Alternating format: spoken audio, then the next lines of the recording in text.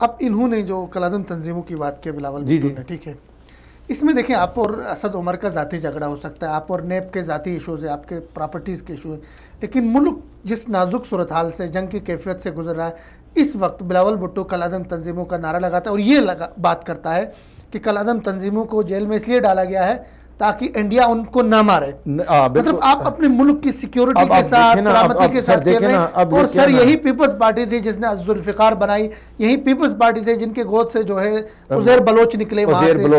یہی Peoples party تھے جن کے کلرز جو ہے وہاں پہ مارنے والے ٹارگٹ کرتے تھے۔ تو آپ مجھے یہ بتائیں جب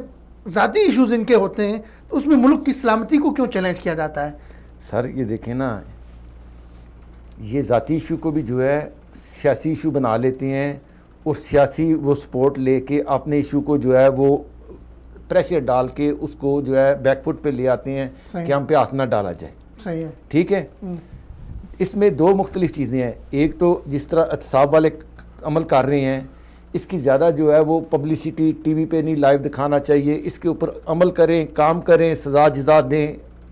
کیس فارغ کریں، کیونکہ ہمارے ہاں سزا جزا کم ہوتی ہے، اس کی پبلسٹی زیادہ ہوتی ہے، ہمدردی یا اس کو سیاسی طور پہ زیادہ استعمال کیا جاتا ہے۔